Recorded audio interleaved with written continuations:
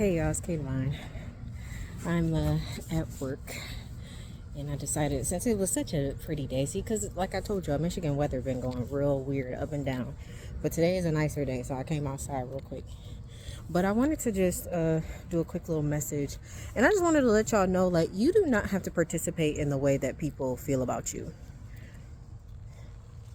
What I've come to the understanding of is that a lot of people feel like because they dislike you, that you have to participate in the way that they feel. And when I say that, I mean, like, if they dislike you, they want to mistreat you and trigger you so that it gives them a reason to continue to dislike you and mistreat you. And when you shut that down and you allow people to just dislike you, and you're like, okay, cool, I'm gonna go over here, they don't know how to deal with that because they're so used to people playing that tit for tat. They're used to people trying to over explain themselves and defend themselves. And I know, especially for those people pleasers in recovery, I know that a lot of you are so used to explaining yourself to people and be like, did I do something wrong? Or I don't know what I did to this person, but they just don't like me. Listen, you don't have to do nothing for people to dislike you. Some people are just not gonna vibe with you. This is spiritual. This is spiritual. This is not personal. Your spirit just does not align with theirs, and they don't like that. And that's really nobody's fault. But the thing is that some of these people want you to be responsible for the way that they feel about you. And some people want you to shrink, and they want you to stop being great around them because it makes them uncomfortable. And quite frankly, a lot of these people don't even know the real reason why they don't like you. They just don't like you. They don't like you. They don't like the way you look. They don't like the way you talk. You know, some of these people are just jealous of you, and they want you to stop being great because next to you, they look like shit. And that pisses them off. Or, you know, if you are more accomplished and you've been through a lot, and people are going to assume that you've had everything handed to you. Like, I know for a fact that there are people that I work with that think that I was handed a manager position just because. And I'm like, I have years of leadership experience behind me. I don't need to prove myself to you. And it's like, if they didn't want me for this job, they wouldn't have taken me for this job. And that's a fact. Period. Okay? So you do not have to participate in the way that they feel about you. Let people feel how they want to. There is no need to be going around asking people, is there something wrong? Do we need to hash something out? Is there something I can do for you? No, let them motherfuckers be. I promise you. And what's going to piss them off even more is that when you start just leaving them alone, and you're just cordial with them, that's going to confuse them because you got to understand that these people have already curated a version of you in their head, and that is who they want you to be. And this is why they will trigger you. This is why they will try to sabotage you. This is why they'll try to do things on purpose to piss you off, just so that when you do crash out, which I hope you don't, I'm gonna have to bring that video back around. I'm gonna have to make another one about don't crash out. That's one of the first videos I made. Don't crash out, because that's exactly what people want you to do. But the minute that you know, fight back or you say something out of line, that's what they use as proof or evidence of, oh yeah, see, this is why I don't like her. This is why I don't like him. And don't give these people any reasons. Like, I just had a coworker the other day. Like, I hate when people like indirectly talk about you, and it's like they do that on purpose because they want you to hear them, but they don't want to say it to your face. And it's like they want you to confront them. They want you to be the aggressor. They want you to be the one that's like, what's your fucking problem? Like, I don't even do anything to you. Like, that's what they want, so that they can be like, oh, this person makes me nervous. How long do I have to work with someone like this? Someone who just doesn't have it all together. Like, if they're just going to be crashing out on me, like, I don't think I can work like this. That's what they want you to do. They want you to crash out and look crazy and look like you got all these mental issues, but it's really them. They're the ones with the issues. And what I realize is that a lot of these people, like, they'll project onto you. They will project their emotions and their feelings onto you so that you can crash out instead of them. And they'll get a high off of that. That's what narcissistic supply is. When when a narcissistic person needs supply, this is why they'll start doing things and gaslighting you, and they'll ghost you, and they'll give you the silent treatment, and like this is why they'll do those things, or this is why they'll start, like I said, they'll indirectly talk about you. They'll make up lies, smear campaigns, all of that. They'll do all of those things in order to gain this big, massive reaction out of you, so that they can, like I said, justify the reasons why they don't like you. But really, these people are just haters, and they just gonna have to admit they will never admit it. Like, some of these people are going to go to their graves believing that they are a victim of yours, that you victimized them. Please raise your hand if you've ever been victimized by Regina George. And that's how people feel about you. Like, there are literally groups of people who've never met you, people who don't know anything about you, that have gone around telling people how crazy you are, how unstable you are. And now these people, they have no idea what to do. They have no idea what to do with themselves. Like, they can't stand the fact that they don't have any real concrete proof on you. Some people might even be using some old shit that you used to do, like some old crash out that you had 10 years ago, and be like, oh, well, they did get fired from that job back in 2016. It's like, bitch, ain't nobody thinking about that. I'm not even the same person I was 10 years ago. I'm not even the same person I was 2 months ago. Okay, so it's like they be still trying to hold old stuff over your head. This is why, like, if you have a narcissistic type of person or a toxic person come back in your life, or try to come back in your life, they'll always bring up shit. They'll be like, well, remember when you were struggling and you needed money and I helped you? And it's like, bitch, that was 5 years ago. And didn't I pay you back? So why are we talking about this?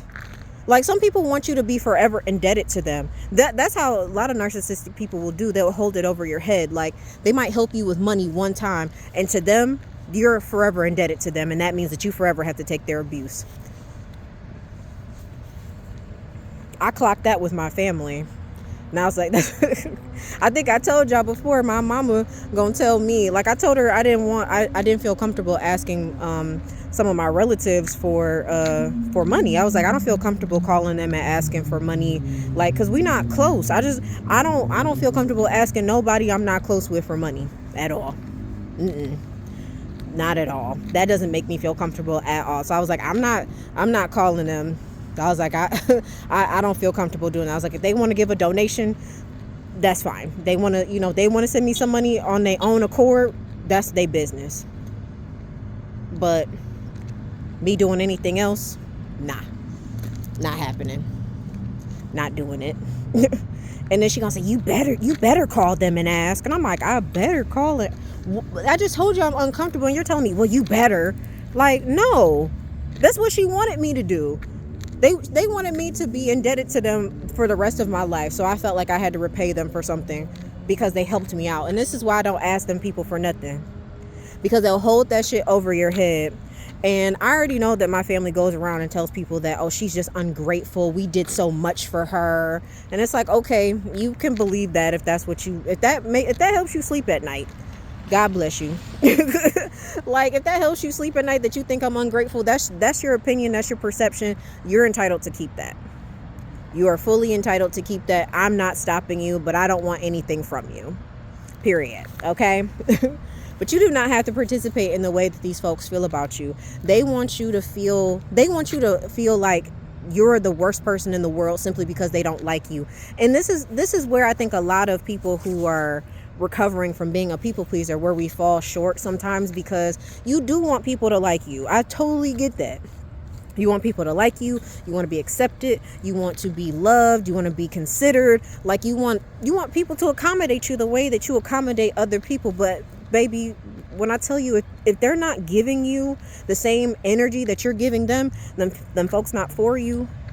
Those are not your people. I don't care if you're blood related. I don't care if you've known them since pre-K, since kindergarten, since birth. I don't care how long you've known those people. If the energy that you are giving out is not the energy you receive back from them, then those folks are not for you. Period. Okay?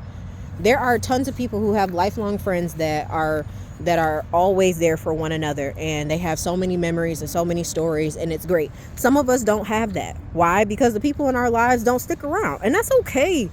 You know, it's okay. Some of us were not destined to have a big backing of people. Some of us were destined to kind of walk this lonely road, and it's okay. It's okay. And I don't want you to ever think that you have to be single in order to, like, to be a loner. I'm a loner, and I'm in a relationship. So, he might be my only friend. Like, he's the only person I really talk to.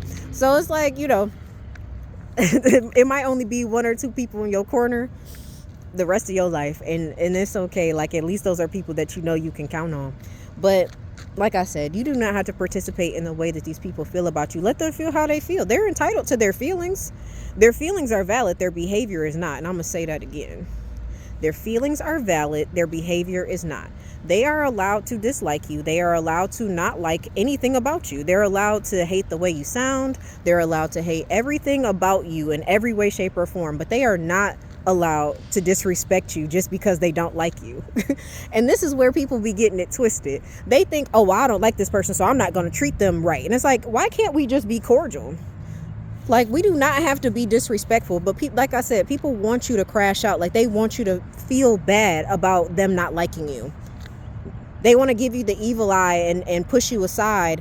And then they really want you to beg them. That's really what it comes down to.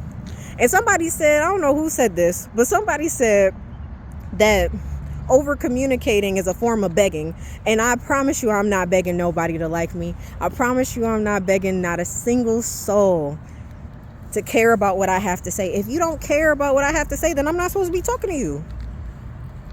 If what comes out of my mouth does not register to you, or you got to twist my words and be like, oh, well, I guess I just... See, the minute that they start doing that shit, or the minute they start trying to say that you said something that you didn't say, you already know. Stop talking to that person. Do not give them anything. You give them short answers. You give them yes or no's. Nope. Okay. Yep. When they have nothing to go off of, that's when they're going to start revving up. And that's how you're going to know who your true enemies are and the people who really don't fuck with you. And I'm telling y'all this because this is all I experience. I'm not pulling this out of my ass. I'm not saying this because I'm just talking. This stuff has happened to me. When I stopped giving people energy, when I stopped, over explaining myself and apologizing when I didn't have to, when I was just quiet and I was just like, all right, cool. I'm gonna leave y'all motherfuckers alone. Motherfuckers was bothered that I was unbothered by their shit. People were bothered by the fact that I didn't give a fuck about them. That's what sucks. They were bothered that I didn't want to play this game, because people think that you are this weak ass person, you some punk ass bitch that ain't gonna do shit, that ain't gonna say shit. That's who they think you are. And I'm telling you right now, no, you don't have to be violent. You don't have to get, loud and rowdy, and, you don't have to fight nobody. But what you can do is stand your ground and be like, I'm not playing your game. I'm not playing this game with you. Especially as adults. Like, I'm not playing no game with no adult. I'm not about to play no tit for tat. Like, you don't like me, cool, baby, go over there. I'll stay in my lane, you stay in yours. But people don't want to do that. They need to be the victim. They need that victimhood because it makes them feel better about themselves. So this is why I'm telling you, this is why they will provoke you, because it's not good enough for them to just leave you alone. Well, I don't like this person. They don't have a reason. So they got to create one. They always going to create one. And when one attempt fails, they're going to try another. And they're going to keep trying until they crash out. And you just got to let people crash out on their own. You do not have to participate in it. And you don't have to go behind their back and do no sneaky shit. You don't got to do any of that stuff. Let me tell you, people who are struggling within themselves are always going to have to face themselves at some point. But you know how do you get them to that point faster? Is by letting them try you. Let them try to get you upset. And when you create distance and you decide, hey, I'm not dealing with that. I'm not, not going around talking to these folks like that. No, I'm good. When you go in your little corner and they try to come over there and bother you, yeah, then let them crash out, because they're going to keep trying. They're going to keep trying, and week after week, month after month, when they realize that none of their tactics are working, they will crash out. They will eventually. That's why with them people who gang stalk you, like, eventually they going to run out of people to call. I mean, they might not. Especially if it's somebody with money, there's always going to be somebody who wants some money. But eventually people are going to be like, I don't understand what's going on. And they won't. And that's okay.